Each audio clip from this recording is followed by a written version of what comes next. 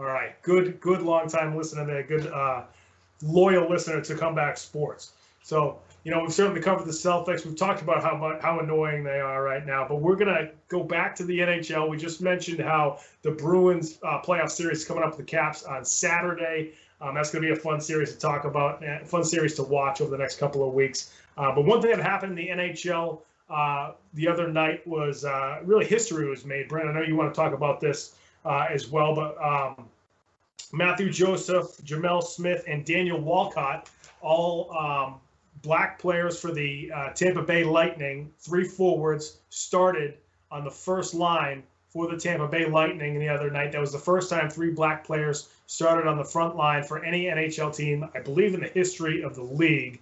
This is certainly a monumental thing that happened in the NHL, Brandon. Yeah, well, first off, if you're a hockey fan, you should be watching this show because we have talked about the most hockey we've talked about in the last 6 months, I believe. So give us a subscribe, give us a like, but definitely want to be watching this show because we might not talk about as much hockey going forward on this show. But yeah, no, I do think, if they keep fighting, if they keep dropping this, like the gloves at the start there, we'll keep talking about them. But I do think this is history that was made. And I think the biggest thing for me was what the Tampa Bay Lightning head coach said. He said it's only a big story because it's not happened much. And he said, hopefully this will be the norm going forward where we're just having a more diverse league and having more players from all walks of life in the NHL. So we don't even have to talk about it. It won't even be a story going forward. It will just be, normal life. So I loved hearing him say that, especially as a head coach and not only as a head coach of, trying to grow the game and the diversity of the game, but also standing up for his players and supporting his players. I think that is huge. I'm always a big fan of that. I'm definitely a player coach, and I think you got to do that. You've got to support your guys.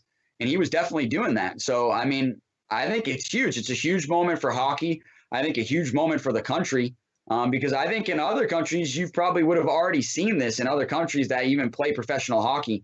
And so I think it is a big deal. And I think it shows that, hockey is growing and its diversification. And we're getting more black players that are coming to the line. Everybody obviously thinks of PK Subban. Love PK Subban, one of my favorite players in the NHL. Follow him. I love seeing his tweets every day. But we need more PKs. We need more PKs in the NHL. And I think this is a good way of it going forward and having this story of having the first 3, black players starting on the front line of an NHL game. And so it is a big deal. And I'm proud. I'm proud to see it, and I'm happy to see it, and I love it, and I want to see more of it going forward.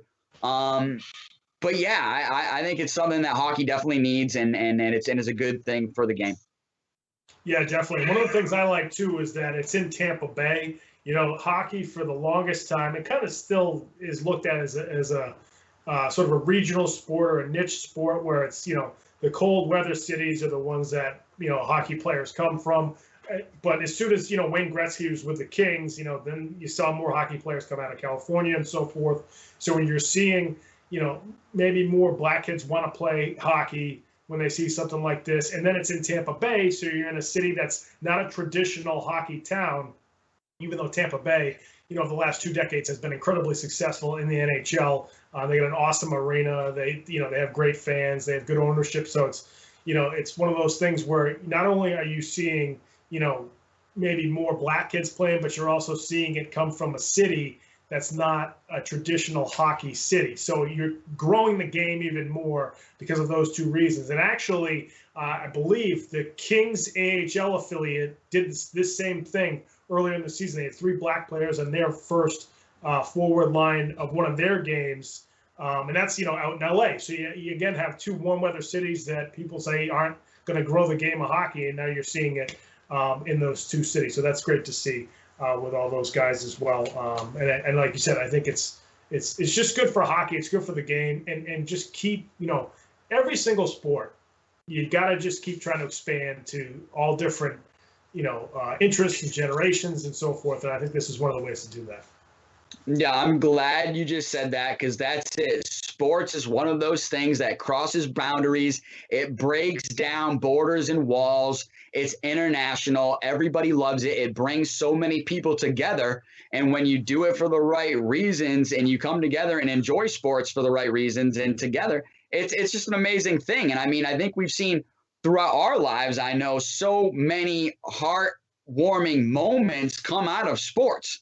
And I think this is just another one that you can put into it, and it's just going to help expand the game, like we both said. And so I'm happy to see it, and I'm looking forward to seeing what they can do as a front line too going forward.